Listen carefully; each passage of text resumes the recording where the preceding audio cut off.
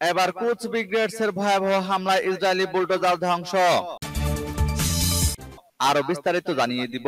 এদিকে হুতিদের 28টি ড্রোন ধ্বংস করল যুক্তরাষ্ট্র, ব্রিটেন ও ফ্রান্স। এবার ইউক্রেনের S-300 ক্ষেপণাস্ত্র প্রতিরক্ষা ব্যবস্থা ধ্বংস করল রাশিয়া। এদিকে যে কোনো সময় রাখাইনের গুরুত্বপূর্ণ অঞ্চল দখলে নেবে বিদ্রোহীরা। আরো জানিয়ে দিব, এবার নেতানিয়াহু প্রশাসনের বিরুদ্ধে বিক্ষোভে উত্তাল ইসরায়েল। এদিকে আবারও রাফায় হামলা জোরদার ইসরায়েলের। এবার গাজায় যুদ্ধবিরতির দাবিতে লন্ডনে বিক্ষোভ। এবং সর্বশেষে জানিয়ে দিব, এদিকে তুরস্ক হামাসের পাশে আছে, সতর্কবার্তা এরদোগানের। শুনছিলেন সংবাদ শিরোনাম, এখন বিস্তারিত। তবে তার আগে অনুরোধ থাকবে, এই ভিডিওতে একটি লাইক দিন এবং কমেন্টস করে জানিয়ে দিন আপনি কোন জেলা থেকে বা কোথা থেকে আমাদের সাথে যুক্ত রয়েছেন। এবং সংবাদের সর্বশেষ গুরুত্বপূর্ণ আপডেট পেতে চ্যানেলটি সাবস্ক্রাইব করে আমাদের সঙ্গেই থাকুন। এবার কুচ ব্রিগেডসের ভয়াবহ হামলায় ইসরায়েলি বুলডোজার ধ্বংস। ফিলিস্তিনি ইসলামিক জিহাদের সশস্ত্র শাখা কুচ ব্রিগেডস তুলকারেম সিটির নূর শাম শরণার্থী শিবিরের প্রবেশদ্বারে একটি ইসরায়েলি সামরিক D9 সাজোয়া বুলডোজার উড়িয়ে দেওয়ার ফুটেজ প্রকাশ করেছে।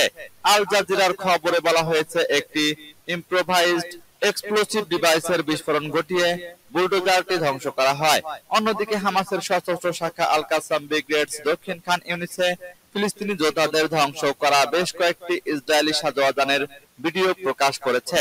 এদিকে ক্রিটিক্যাল থ্রেডস প্রজেক্টের সর্বশেষ প্রতিবেদনে দেখা গেছে, ফিলিস্তিনি যোদ্ধারা গাজা উপত্যকা জুড়ে ইসরায়েলি আক্রমণের বিরুদ্ধে প্রতিরক্ষা করছে। প্রতিবেদন অনুসারে উত্তরে বেইত হানুনে লড়াই চলছে। সেখানে ইসরায়েলি বাহিনী ফিলিস্তিনি যোদ্ধাদের মুক্ত করতে স্থল আক্রমণ শুরু হওয়ার কয়েক মাস পর গত সপ্তাহে সামরিক অবকাঠামো শনাক্ত করার জন্য নতুন প্রচেষ্টা শুরু করেছে। পূর্ব জাবালিয়াতেও লড়াই চলছে। সেখানে ফিলিস্তিনিরা ইসরায়েলি বাহিনীকে লক্ষ্য করে মর্টার ও রকেট নিক্ষেপ করছে। গাজা সিটির দক্ষিণে জেতুন এলাকায় তীব্র লড়াই চলছে। এদিকে হুতিদের 28টি ড্রোন ধ্বংস করল যুক্তরাষ্ট্র, ব্রিটেন ও ফ্রান্স। ইয়েমেনের সশস্ত্র বিদ্রোহী গোষ্ঠী হুতিদের 28টি ড্রোন ধ্বংস করেছে যুক্তরাষ্ট্র, যুক্তরাজ্য ও ফ্রান্স। শনিবার ভোরে লোহিত সাগরের ইয়েমেন উপকূলে আনক্রুড এরিয়াল ভেহিকেল ড্রোনগুলো ধ্বংস করা হয়। খবর বিবিসির। মার্কিন, ব্রিটিশ ও ফরাসি বাহিনী বলেছে, তারা ইয়েমেনের উপকূলে ইরান সমর্থিত হুতি গোষ্ঠীর একের পর এক হামলা প্রতিহত করেছে। জোট বাহিনীর পাশাপাশি যুক্তরাষ্ট্র বলেছে, লোহিত সাগরে বাণিজ্যিক জাহাজের উপর বড় আকারের আক্রমণের আসন্ন হুমকি নির্ধারণ করার পর সেটি প্রতিহত করতে পদক্ষেপ নিয়েছে তারা। সশস্ত্র গোষ্ঠী হুতি বলেছে, তারা প্রোপেল ফরচুন নামে একটি বাণিজ্যিক জাহাজ এবং বেশ কয়েকটি মার্কিন ডেস্ট্রয়ারকে লক্ষ্যবস্তু করেছে। মার্কিন সামরিক বাহিনীর সেন্ট্রাল কমান্ডের এক বিবৃতিতে বলা হয়েছে, হুতিদের হামলায় কোনো মার্কিন বা জোট বাহিনীর সামরিক যানবাহন ক্ষতিগ্রস্ত হয়নি এবং বাণিজ্যিক জাহাজের কোনো ক্ষতির খবরও পাওয়া যায়নি।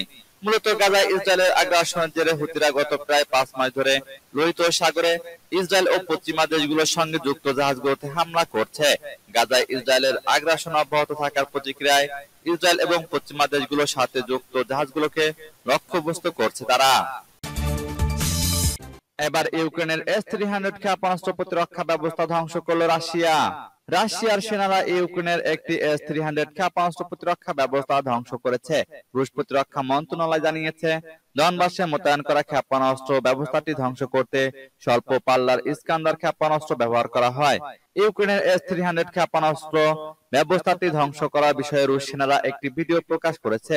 এই সম্পর্কে রুশ প্রতিরক্ষা মন্ত্রণালয় এক বিবৃতিতে বলেছে, ডনবাসের পোকরোভস্ক শহরের কাছে S-300 ক্ষেপণাস্ত্র প্রতিরক্ষা ব্যবস্থাটি ধ্বংস করা হয়। এলাকাটি ডনবাসের রাজধানী দনেতস্কের 67 কিলোমিটার উত্তর পশ্চিমে অবস্থিত। ড্রোন থেকে তোলা ফুটেজে দেখা যায়, ইউক্রেনের এই ক্ষেপণাস্ত্র প্রতিরক্ষা ব্যবস্থাটিতে ক্ষেপণাস্ত্র আঘাত হানার পর সেখানে বিশাল বিস্ফোরণ ঘটেছে। S-300 ক্ষেপণাস্ত্র ব্যবস্থা হচ্ছে সোভিয়েত আমলে তৈরি একটি ব্যবস্থা, যা 1970 সালের দিক থেকে সাবেক সোভিয়েত রাশিয়া ও বর্তমানের ইউক্রেন ব্যবহার করে আসছে। বিমান ও ক্ষেপণাস্ত্র প্রতিরক্ষা ব্যবস্থা হিসেবে ইউক্রেনের কাছে শুধুমাত্র S-300 রয়েছে, তবে রাশিয়ার কাছে এর চেয়ে উন্নত ও আধুনিক ব্যবস্থা S-400 রয়েছে। এই S-400 ক্ষেপণাস্ত্র ব্যবস্থা নিয়ে আমেরিকা সহ পশ্চিমা দুনিয়া ব্যাপকভাবে চিন্তিত। সূত্র পার্স টুডে। এদিকে যে কোনো সময় রাখাইনের গুরুত্বপূর্ণ অঞ্চল দখলে নেবে বিদ্রোহীরা। মিয়ানমারের রাখাইনের রাতডং শহরে দেশটির জান্তা বাহিনীর বিভিন্ন ঘাঁটিতে হামলা চালিয়েছে স্থানীয় সশস্ত্র বিদ্রোহী গোষ্ঠী আরাকান আর্মি। বিদ্রোহীদের একটি সূত্র জানিয়েছে, যে কোনো সময় গুরুত্বপূর্ণ অঞ্চল রাতডং আরাকান আর্মির নিয়ন্ত্রণে চলে আসবে। জান্তার সেনারা ইতোমধ্যে দুটি ঘাঁটি ছেড়ে চলে গেছে, কিন্তু তারা আবার 538 নং ব্যাটালিয়নে জড়ো হচ্ছে।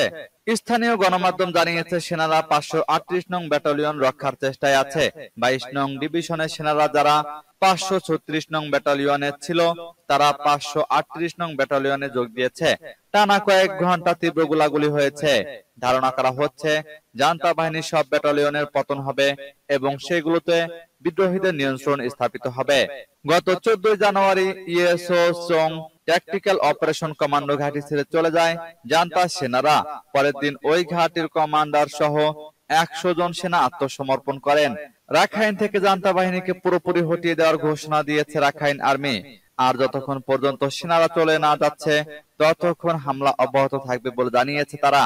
জান্তা বাহিনীকে ইতোমধ্যে আত্মসমর্পণ করার নির্দেশ দিয়েছে আরাকান আর্মি। তারা জানিয়েছে, যেসব সেনা এখন আত্মসমর্পণ করবেন তাদের ক্ষমা করে দেওয়া হবে। সূত্র নারিনজারা নিউজ। এবার নেতানিয়াহু প্রশাসনের বিরুদ্ধে বিক্ষোভে উত্তাল ইসরায়েল। নেতানিয়াহু প্রশাসনের বিরুদ্ধে বিক্ষোভে উত্তাল ইসরায়েল। শনিবার তেল আবিবে পুলিশের সাথে ব্যাপক সংঘর্ষ হয় আন্দোলনকারীদের। এক প্রতিবেদনে দেশটির সংবাদ মাধ্যম টাইমস অফ ইসরায়েল এ তথ্য জানায়। প্রতিবেদনে বলা হয়, রাজধানী তেল আবিব ছাড়াও বিভিন্ন শহরে রাস্তায় নামে হাজার হাজার মানুষ। জিম্মি মুক্তিতে প্রশাসনের ব্যর্থতার তীব্র সমালোচনা করেন তারা। সড়ক অবরোধ করে চলে কর্মসূচি। প্রধানমন্ত্রী বেনিয়ামিন নেতানিয়াহুর পদত্যাগ ও নতুন সরকারের দাবিও জানায় বিক্ষোভকারীরা। এদিন ব্যাপক সহিংসতা হয় রাজধানী তেল আবিবে। বিক্ষোভকারীদের ছত্রভঙ্গে জলকামান ব্যবহার করে পুলিশ। এ সময় লাঠিচার্জও করে পুলিশ। আন্দোলনকারীদের সাথে ব্যাপক ধস্তাধস্তিও হয় নিরাপত্তা বাহিনীর। চলে ধরপাকড়ও। স্থানীয় গণমাধ্যম জানায়, সংঘর্ষের জেরে অন্তত 16 জন বিক্ষোভকারীকে আটক করা হয়েছে। হামাসের হাতে জিম্মি ইসরায়েলিদের মুক্তি ইস্যুতে গেল 5 মাস ধরেই বেনিয়ামিন নেতানিয়াহুর উপর ক্ষুব্ধ জনগণ। এদিকে আবারও রাফায় হামলা জোরদার ইসরায়েলের। মিশর সীমান্তের কাছে গাজা রাফা এলাকার একটি 12তলা আবাসিক ভবনে হামলা চালিয়েছে ইসরায়েল। এটি রাফার অন্যতম উঁচু ভবন। গত শুক্রবার রাতে এই হামলার ঘটনা ঘটে। এখানে 300 জনের মতো বাসিন্দা ছিলেন, তবে হামলায় হতাহতের কোনো খবর পাওয়া যায়নি। রাফায় হামলা চালানোর বিষয়ে বেশ কিছুদিন ধরেই হুমকি দিয়ে আসছিল ইসরায়েল। ইসরায়েলি বাহিনীর হামলায় তছনছ হওয়া গাজার 10 লাখের বেশি মানুষের শেষ আশ্রয়স্থল এই রাফা এলাকা। শুক্রবারের এই হামলার মধ্যে রাফায় হামলা জোরদার শুরু করলো ইসরায়েল। ভবনটির বাসিন্দারা বলেন, মিশর সীমান্ত থেকে 500 মিটার ভেতরের ভবনটির অবস্থান। ইসরায়েলের বোমা হামলায় ভবনটি ক্ষতিগ্রস্ত হয়েছে। অনেক পরিবার গৃহহীন হয়েছে। তবে হামলার বিষয়ে ইসরায়েলি বাহিনী কোনো মন্তব্য করেনি। ভবনটির বাসিন্দাদের একজন বলেন, রাতে ভবনে হামলার আগে তাদের আধা ঘন্টা সময় দেওয়া হয়, দ্রুত পালাতে বলা হয়। মোহাম্মদ আল নাবরিস নামের ওই ব্যক্তি বলেন, মানুষ হকচকিয়ে যান, দ্রুত সিঁড়ি বেয়ে নামতে থাকেন। কেউ কেউ পড়ে যান, হট্টগোল সৃষ্টি হয়। সিঁড়ি থেকে আতঙ্কে পড়ে গেছেন তার বন্ধুর অন্তঃসত্ত্বা স্ত্রী। ফিলিস্তিন কর্তৃপক্ষের রাফা ভিত্তিক একজন কর্মকর্তা বলেন, রাফা টাওয়ারে হামলার বিষয়টি আসন্ন ইসরায়েলি আগ্রাসনের ইঙ্গিত বলে মনে করছেন তিনি। এবার গাজায় যুদ্ধবিরতির দাবিতে লন্ডনে বিক্ষোভ। গাজায় যুদ্ধবিরতির আহ্বান জানাতে মধ্য লন্ডনে বিক্ষোভ মিছিল করেছেন হাজার হাজার মানুষ। শনিবার বিক্ষোভ মিছিলটি হাইড পার্ক কর্নার থেকে 9 এলমসের মার্কিন দূতাবাস পর্যন্ত চলে। খবর বিবিসির।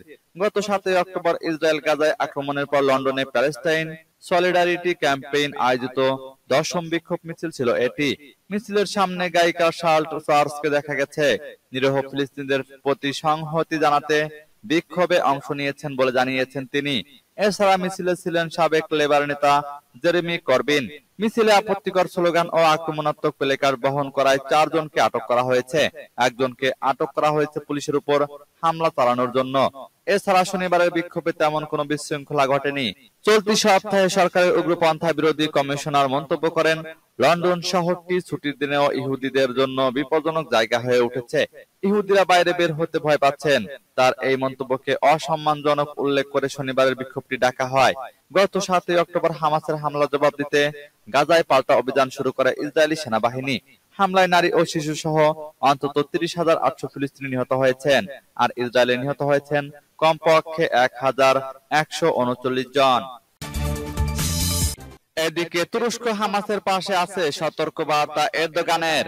ফিলিস্তিনের স্বাধীনতাকামী সংগঠন হামাসকে দৃঢ়ভাবে সমর্থন দেওয়ার কথা প্রকাশ্যে জানিয়েছেন তুরস্কের প্রেসিডেন্ট রিসেপ তাইয়েপ এরদোগান।